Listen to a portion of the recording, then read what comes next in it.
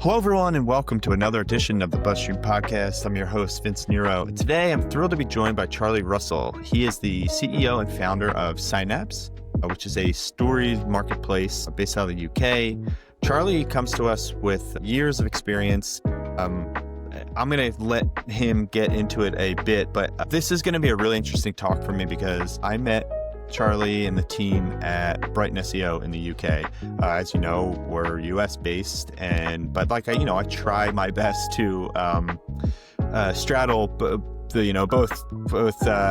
ends of the ocean here to really give people a sense of the industry and where we're headed and the challenges and all the different markets, because as you know, like the US and the UK and the worldwide, it's very different doing digital PR in these different areas. Charlie has a very unique solution to some of the problems I think the industry is facing, and he is, solving it with his company Synapse and their tool and this stories marketplace. So we're going to get into that, but we're also going to talk a lot about just the industry, like I said, and the challenges that people in the PR industry are facing right now. Before we get into it, I just want to remind people, subscribe, share this stuff with your colleagues. The more that you do, the more this stuff gets out there, the more I can have great guests on like Charlie.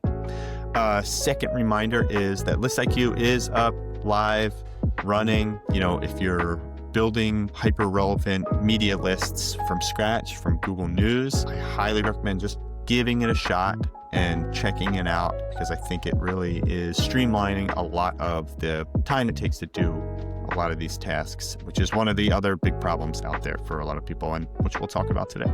So, Charlie, how you doing, man? Hi. Thanks so much for joining. I'm good. Thanks, Vince. Thanks for having me on. I really appreciate it. Yeah, for listeners, Charlie's got this amazing background. He's in his London office. It's a very London-esque background, as opposed to me in my basement here. I'll caveat it's a shared office. So we don't own a building, but we can rent rooms. Hey, no one needs to know. So let's start here. I sometimes like to do an icebreaker. I want to get right into it because I want to give people more of a chance to understand what Synapse is, because I do think it's very unique. And as we talked about before this, I think you kind of are doing a lot of different things right now, and it is a lot of different things to people. So let me let you, give your talk on what Synapse is and what problem it is solving in the marketplace. Sure. Okay. I mean, that's going to maybe take up half the podcast. So maybe I'll just give a short snippet and then we can get into some of the detail and maybe my background. Synapse is a stories marketplace. We have created it as a product that allows for two types of user to log in. So a journalist or a PR. And some of the issues that I've seen, having worked in this industry for quite a few years, is that email is basically the main channel. And that is a very crowded and congested channel. But when you ask the journalist, how can we contact you? Despite the fact that the vast majority of them will say, we don't like email and we don't receive email, the vast majority will then also say, please email us, because there is actually no other method to get in touch with them. And that's why I created Synapse as another channel for PRs to reach journalists, but one that is completely and utterly tailored to this market. So it means that it has certain functionality built in with it, which puts the journalist in control and means that they can see relevant stories without being overwhelmed, and gives PRs great opportunity to track the progress of the pictures that they've sent and any engagement that comes with the media. In a nutshell, yeah, I mean, I think it is that is a great explanation there. And I think in essence, it is solving that big problem from a different perspective. I mean, we talked about this the last time we spoke. It's like, there is this problem of noise in the industry, and it's only getting worse right now with AI. I know the PR people are feeling it, the PR professionals, but also obviously the journalists are feeling it. And on the one hand, it is, my message is get relevant, get smaller, get more targeted. But the other hand, there is this message that needs to go out that it is not just email. You need to build relationships in different ways. And I do think there are the problem you're solving here. This is a interesting solution for sure. And I think it's going to do a lot of good. And Charlie, I want you to tell me or tell listeners a little bit more about your background as well? Because like I mentioned, you do have a very unique background to solve this problem, having worked in, the media on the media database side of things. So yeah, tell us a little bit about your background. Sure. Yeah. Well, it starts in 2008. So, I mean, I'm hoping most people that are listening to the podcast were born by then, but probably in school, whether it's sort of primary school or university in 2008. But it was basically my first job out of university was at Dow Jones, which is known for its, well, actually, a lot of people thought I was going to be a stockbroker, but that's obviously completely misunderstood about that brand. A news brand and a data business. The company had just been acquired by News Corp at the time, so it's quite an exciting time to work for them. We had people like James Murdoch and even Rupert Murdoch walking around our office, and got really good exposure to journalists. But at the same time, we were in the middle of a downturn, so people were cancelling their services left, right, and centre. So I spent 2 years at Dow Jones, and one of the things that they were building at the time was this PR product. It was I worked on the Factiva side of the business, which is still in existence. It's a great tool. It's an archive of news that people can basically go in and interrogate. And everyone from a research analyst looking to do background checks on an individual or a business through to a PR looking to do some research for a client or media monitoring might use Factiva. The interesting thing was when we tried to build this PR product, which essentially was using Dow Jones's own media monitoring capabilities to create a journalist database, and we tried to sell it. We couldn't, especially in the UK, because there was this incumbent called Gorkana, and we could not shift them. And I remember one of the most interesting things that happened to me was I was in a five-a-side football team, soccer team for the folk in the US, and Thank you. one of the players was in the PR team, the internal PR team, and I asked him about this new product, and he said, "Yeah, but we're not using it. We're using Gorkana." I said, so we won't even eat our own dog food, so to speak. You're still using this product Gorkana, and they said, yeah, because it's really good and the data is really accurate. So when I was headhunted to go over there, I said, yeah, I want to talk to that business, and I joined at a really interesting time. It was before the first buyout, so I was working on one floor in Covent Garden in London with about 40 or 50 people. I was in the account management team. I think I was the first or second person that they'd hired externally. Everyone else was sort of graduates from worked their way up from university through the business. And I sat with Alex and Michael, the founders, really, really near to them, got really good exposure to their experience. And we were acquired by Durrance, the media monitoring group, after a short time that I was there. Then I went through that merger process and left in 2013. It's interesting, both Alex and Michael are still in the business. Alex is the founder of Rox Hill, which is a leading database here in the UK and growing rapidly. And Michael has created Tellem, which is all powerful in Asia.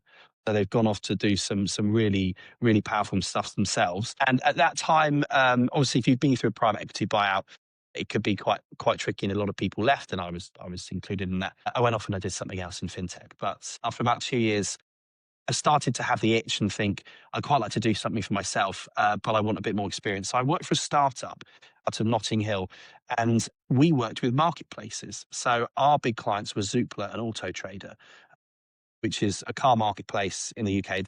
The leading car marketplace in the UK, and Zoopla is second to Rightmove as a property marketplace in the UK.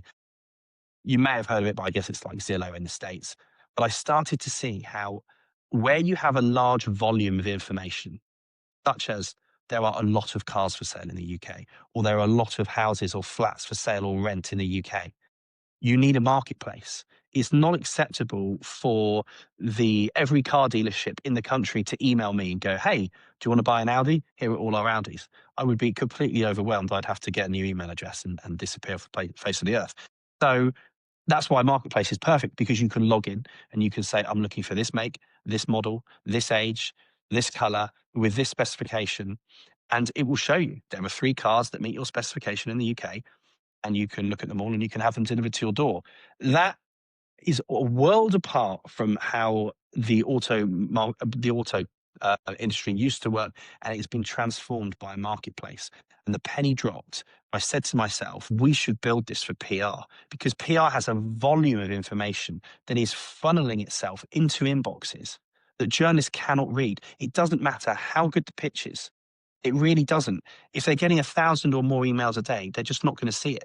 and they ask for follow up to give it a second chance. Even if you as an individual are sending out perfect tailored emails to a handful of journalists for every campaign, if some other person next door to you is doing mass email, then you're going to get caught up in that traffic. And that's a problem. And so I had this vision, if we could lift and shift all of that content out of inboxes and onto a dedicated marketplace, and journalists could just log in and they could do a keyword search, they could combine it with a sector, and they could combine it with a type, like show me a case study or a statistic or a product, and we would show them all the PR opportunities. And then they can liaise directly with the PRs. And that is exactly what we've built. We launched in September 2 years ago, so just over 2 years ago. And yeah, are working with key media like Reach, Newsquest, and National World and others. Now, is Synapse just UK based right now?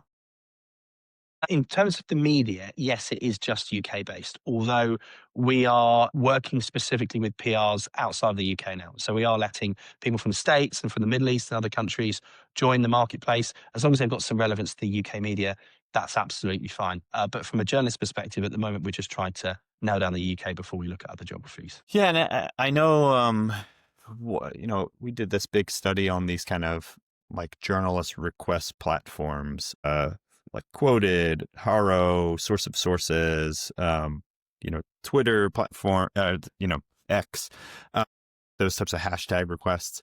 How do you differentiate from those platforms? We'll call them platforms, kind of looping them all. I know not all are platforms. Look, we can maybe get onto this, but because of the number of approaches that journalists get via email, and also the tools out there now that allow PRs to create fake experts, that more and more journalists are frightened of the inbox, and it represents too much work to actively go through and work out what's real, what's fake. Of course, they will check their sources and they will validate, but where do you start? If you've got two next to each other, you could get 3, 4 fakes in a row before you found a real story. So what are they leaning towards? They're leaning towards these platforms, these hashtags, these systems whereby they can go and get their answers. Now, sometimes they go direct to brands and sometimes they go via PRs. It completely depends on the platform and also the journalist preference. But because of also the decline in search and clicks and the rise of what is being called GEO, in order to get in those top suggested results, you actually need a lot of expert voices. So ironically, whilst journalists have a lot of information that they can't trust in their inbox, they need experts more than ever. It's a golden age for these sorts of platforms that are assisting journalists. Where do we differ? Well, my understanding is it's about end product. And the end product for a journalist, if they use a different solution, is more email. That is a problem. Hi, I'm responding to your request. Well, which request? When did you see it? Is it out of date? Have I already filled it? And crucially, can I trust you? Is it real?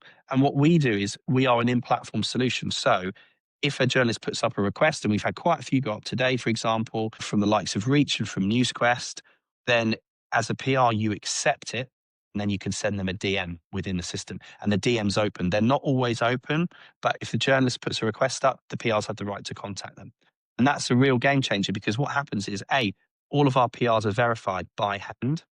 So we make sure that they are who they say they are. Response rates are really, really fast with us. So once the journalist has what they need, they archive it and the messaging stops. It doesn't breed more email, puts the journalist in control, and it builds trust. And I think this is the problem that so many tech solutions have out there. And there is some great PR tech, like super innovative, super clever, loads of like native AI solutions and embedded AI solutions. But if the end product is email, it doesn't differentiate and it doesn't solve the problem for the journalist. It only solves the problem for the PR. And at the end of the day, the journalist is the end product. So you need to look after them as well. Yeah, I think you have again, I mentioned this earlier, like your unique kind of background in working with a media database, I think gives you an edge to understand the I don't want to call it like the downfall, because there are still some out there that a lot of people use effectively, but like, when did media databases kind of stop being as effective as they were? Yeah, I mean, it's funny because Gorkana was the most loved brand I've ever worked for. I mean, We used to talk about the loyalty bonus that we'd offer clients, which was we'd put 6% or more on their bill every year whilst not changing list price, and they still keep paying it. And they thank you for sending them the invoice. I mean, it was a great time to be alive. It was a great time to be a part of that really good account management team that we had, like 12 of us doing great work and very happy clients. Every contact was researched by hand at Gorkana. We must have had 50, 60 people in research across the UK, the States, and we had some people covering Europe as well.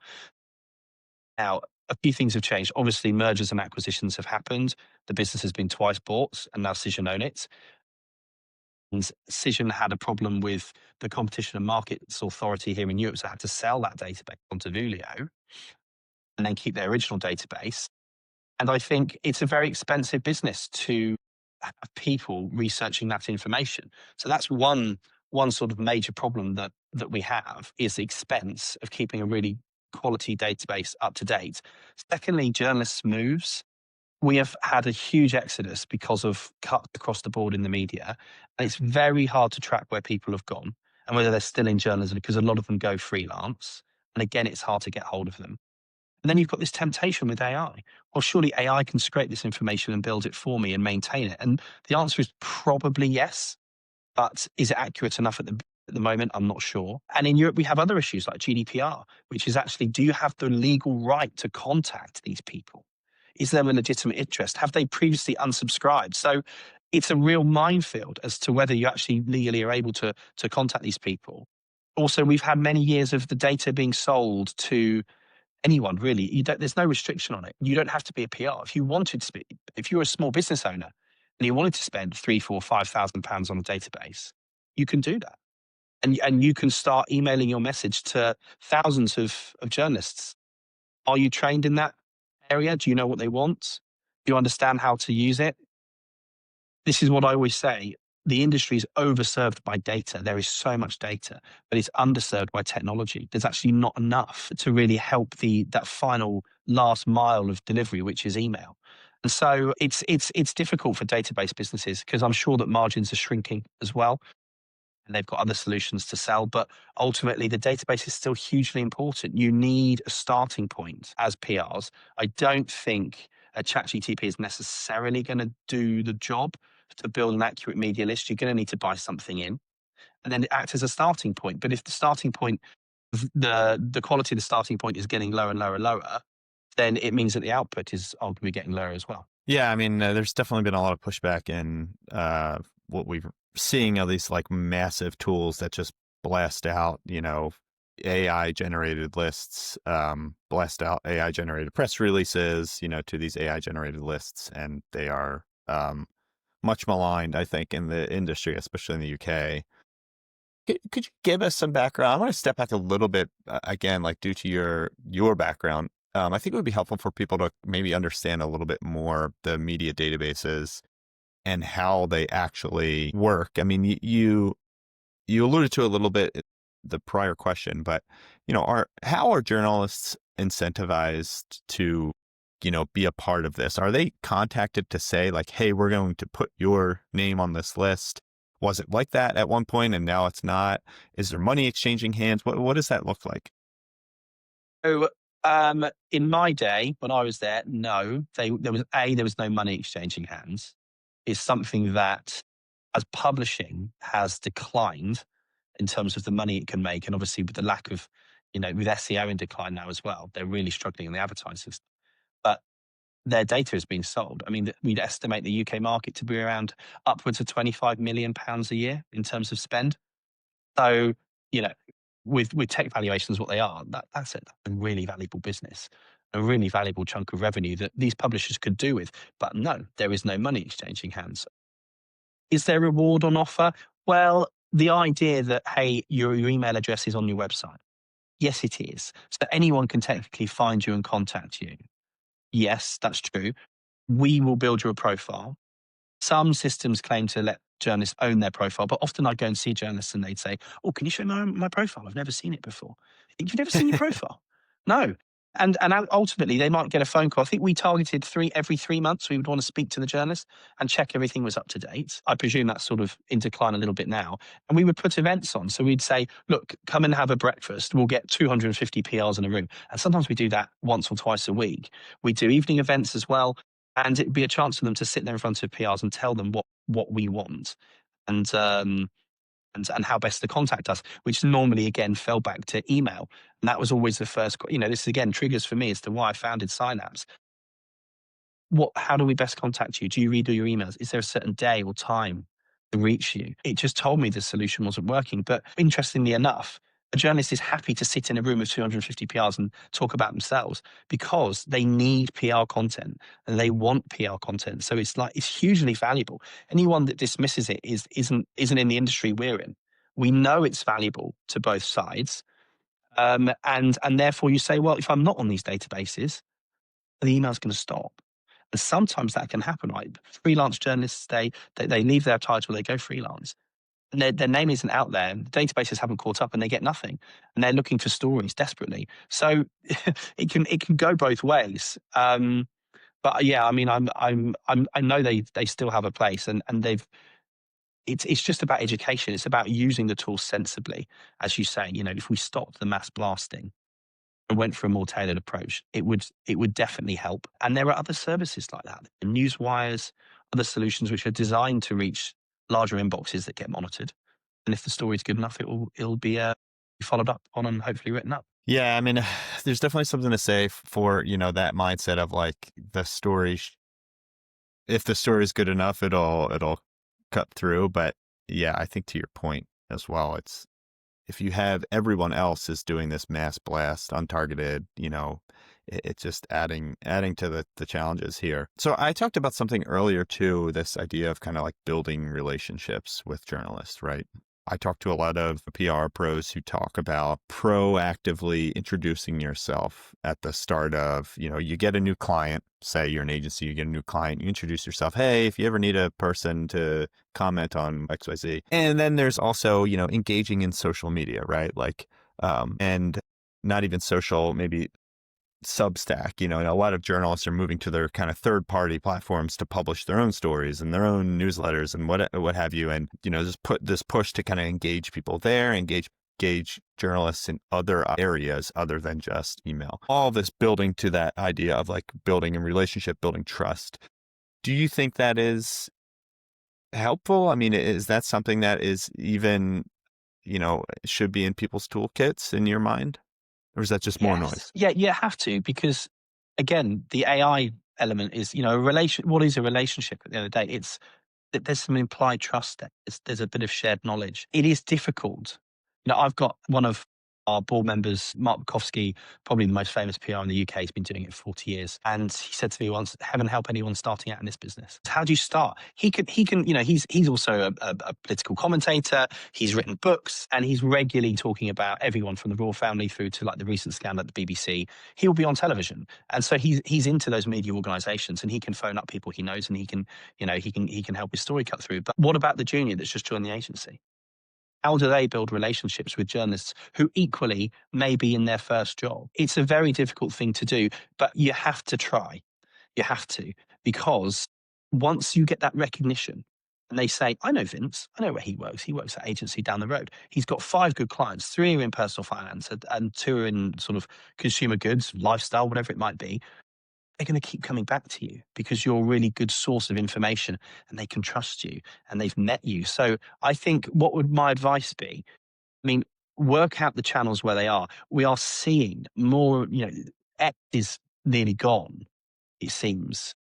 Blue Sky was a thing for a while, but it seems to have dropped off. More and more LinkedIn for journalists. It's even when I started this business 2 years ago and we launched, there are so many more journalists on LinkedIn engaging with the platform, posting on the platform, some really big famous names. It's a great way to get their product out. Yes, for £5 a month, subscribe to their Substack. Listen to what they have to say. Often it will be tips for PRs because they know PRs have budget and they're going to subscribe to things like that. And then think about maybe being a bit different, being a bit real. What about doing a short video and just pinging it over to them? Just say, by the way, I'm a real person. Here's my face. There's a building outside. Here's me with the newspaper with hey, guess what? Your story in it from today. They know that can't be faked. Well, it probably can, but let's assume they've not gone to that much trouble to fake it, to try and stand out. And then just be sensible. I think sometimes people are frightened of the phone. I think you can pick up the phone and reach journalists. It's faster than back and forth on email. If you are backing and forthing, pick up the phone and just say, I just thought it would be quicker. Let's run through. They will definitely appreciate that. But don't tell them everything you know. Don't sell. Oh, by the way, whilst I've got you, here's another 5 clients. What do you think? Journalists will take that meeting to go through your client list and work out where there's value. They will take that meeting because it's valuable for them, but only after you've placed a good story. And then maybe think about events. I wouldn't call it event stalking, but sort of, hey, has he seen you here? Maybe not outside the house, but maybe at a journalist event, find out where they're going. And once you've met, they'll give you the time of day. They are genuinely really good, passionate, friendly people that want to do a good job. In my experience, they can be a bit aggressive over email sometimes than over the phone. That's that classic rite of passage as a PR. Have you been shouted at by a journalist yet? If not, pick up the phone. I think those days are gone. My experience is they're just a really great, friendly bunch. And if you're really professional and you give them what they need, you're golden. They will keep coming back to you more and more for comment, expert opinions, stats, and everything you've got. Yeah. I mean, one of the things I come back to a lot in these conversations with people, especially agencies who have been around for a long time, is there has been this fundamental shift in just the quantity of pitches. And I've been trying to do as much research as possible to show the data on, you don't need quantity. It's all about quality. And even when you get into like the SEO, like the number of backlinks that people have, like there's this hyper focus, especially agencies in the digital PR kind of space, because it overlaps so much with SEO, is that you need to send quantity because, it's a kind of vanity thing, right? Like, oh, this story got 100 pieces of coverage. And so I think the pushback I get when I say you got to send less, send more targeted, get more targeted is, well, if I'm only reaching out to 3 or 4 journalists, like that means I'm only going to get 3 or 4 pieces of coverage, right? And I'm sure you'd run into something similar to that on a platform, right? Like, what's your thought process on that? How do you what's your messaging around that when it comes to kind of the less is more approach? Well, I think the clue is the job title, right? PR consultant. Consult your client, help them understand that vanity metrics are just that, vanity metrics. It's about outcomes. What are you looking for as a client? Are you looking for more footfall, more traffic to your website, more clicks, more signups, more money in the bank, whatever it might be? As a PR, you're likely to be part of an ecosystem. It involves advertising and other promotional things. So you're part of that story, but you're not the whole story. So help the client understand that. I work with an ex-PR here at Synapse. She worked at Fleischman Hillard. She's told me stories of certain clients saying, your KPI is to send out 52 press releases a year. So 1 a week. Now, sometimes how can that be a KPI? It's like, come up with 52 stories, but sending out 52 releases, what's the point in that? Are you going to get coverage every week? Are you going to get quality if you're having to come up with that volume? The answer is probably no. So it's more about steering things towards those outcomes. And again, to plug my own business, part of what a marketplace does is cover off that BCC.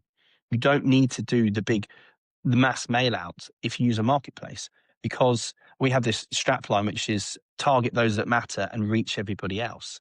When you're building a pitch in Synapse, you can tick the journalists that you want to notify that this pitch has gone up because you think it's hyper relevant. And we have some AI tracking tools that look at journalist behavior within our platform. They typically want these sorts of stories, and we'll give you a score to say these are in the top 25. Go for those people. But then also, if you place it on the marketplace, any journalist can see it, and they might come in. And this is often the problem I think that PR might have had historically is, I don't want to send out those mass emails, but last time I did it, I got 4 pieces of coverage from journalists I didn't know, and I never would have pitched them. And it's really hard to know what they want. And we're getting these more general reporters now that cover cross-sector. 1 minute they're talking about stuff in the home, the next they're talking about personal finance. It's journalism is becoming stretched conceptually, and there's so many different channels now, and those sectors are breaking down and they're bleeding. So Again, one of the people we speak to, Rosie Taylor, put something on LinkedIn this week and on her blog that says, why don't media databases have the type of stories that journalists? Send me anything as long as it's got an expert attached. Send me anything as long as it's got statistics or case study. I'll cover anything, but it has to be right for a feature. We actually built that in from the start because I saw the way that the traditional definitions of a journalist are basically falling away. But you've got to be smart. You've got to spot the opportunities, read what they write, but don't think about they wrote this story, so they're going to cover it again, because they won't. Think about who's interested in that story, because they're not writing for themselves, they're writing for their readership. So put yourself in the reader's shoes and then work out what a story is. And then pivot on that and say, hey, I've thought about your readership. We've got this client and they've just come up with this great study that proves X or Y. That's the way to do it. And if you pitch like that, you will get better success. And actually, again, a small nugget of information, don't ignore freelancers, because freelancers will go into 10, maybe more different titles on a regular basis, and their emails will get through to those editors. So they'll look at your story and they'll think, this is a great story for me. Yes, can get it. I can get 3 editors looking at it by the end of the day, and one of them will commission it. And so you can actually spread the net by using that channel effect and speaking to one really good, well-connected freelancer. Yeah, those are 2 great tips there. I especially like it. And I think that is something we actually spoke with Rosie about on our podcast. She kind of mentioned the idea of, pitching to a freelancer. I mean, there's the added complexity where it's like, then they have to go and pitch something. It's, it's got to go through 2 stories, but like the cream rises to the top, hopefully, in those situations but yeah, I love those tips. Charlie, I don't want to take up too much more of your time. I like to ask people at the ends of these things, what haven't I asked you that you would like to kind of get out there? Are there any messages? Are there any topics we didn't cover as kind of our final question? I think we've covered quite a lot. I think I've done a lot of talking, so I appreciate everyone listening and your time as well, Vince. I suppose I'm going to throw it back at you and say, from your experience, like, how do you think things are different in the US? Because obviously the US is a huge market and Synapse could be great, but I would love to understand maybe those nuances and differences that you see in UK PR versus PR in the US. Yeah, I mean, it really, I think it depends, I guess, on the kind of coverage you're trying to get. I mean, I think what we're seeing a lot of is, there are major areas of the United States that just do not get local coverage, any news coverage, really. There's a great study out, blanking on who it's from, that talks about news deserts and like these areas in the US that really don't get any coverage at all. So the result of that, the consequence of that, I guess, then becomes there are a lot of journalists wearing multiple hats. They're covering multiple angle or multiple beats. And kind of to your point, like, I think that is in general, anytime journalists are starting to get laid off, they're going to be overworked and they're going to have a lot more stuff going on. So I think there's probably a lot of that going on. When you get into the national pubs here, again, it is just a lot more noise. I think the thing that we struggle with when you talk to PR agencies and consultants and in-house people are, the stuff that is getting the news right now it's tough to cut through the news cycle in general, right? Like, and there's so much and not to be a downer, there's so much just like bad, miserable stuff going on. And that tends to be the stuff that everyone likes to talk about. I mean, the politics are taking up a lot of airtime out here. So I think that is a big piece. So I don't think out here, things like expert commentary are as universally accepted by journalists.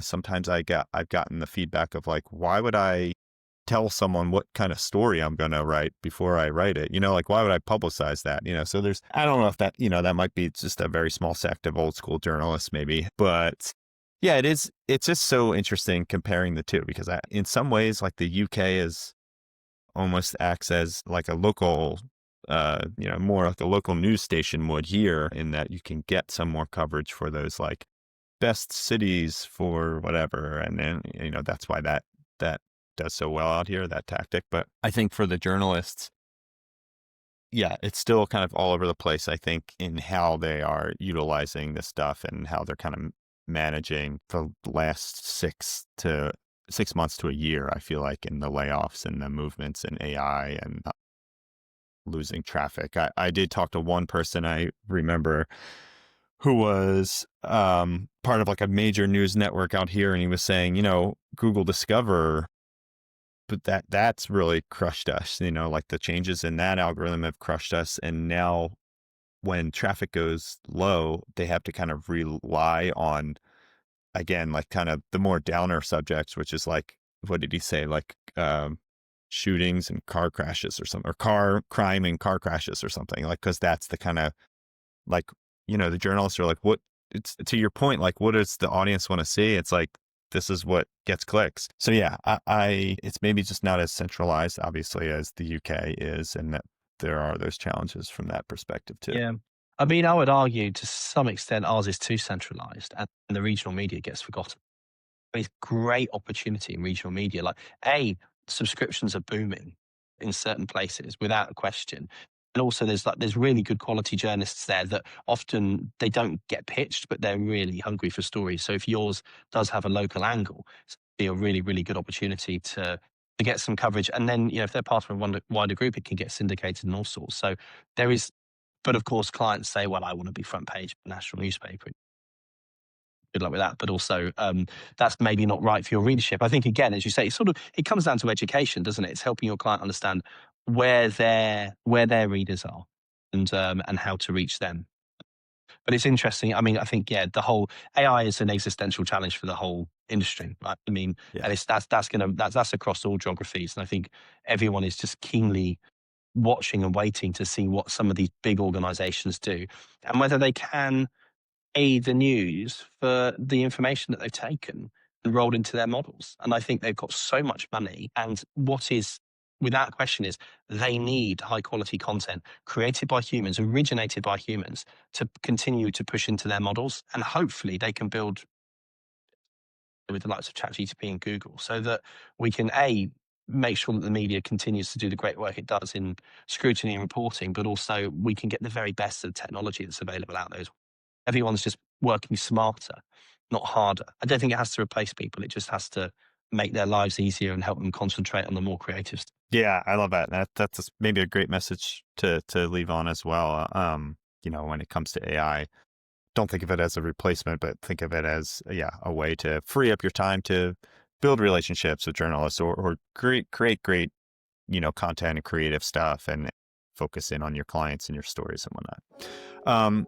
Charlie, I want to thank you very much for joining us here. Where can people best connect with you? Is LinkedIn the best place there?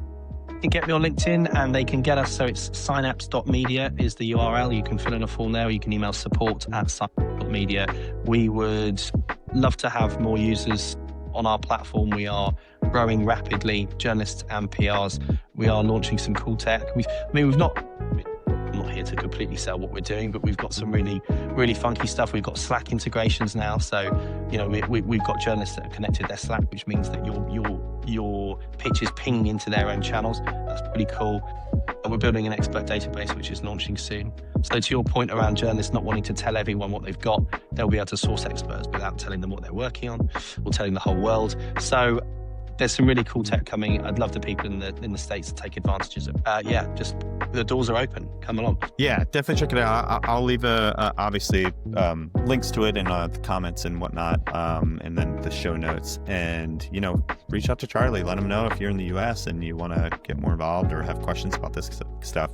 Leave a comment on the video. Reach out to him on LinkedIn. I want to thank all the listeners. Thank you, Charlie.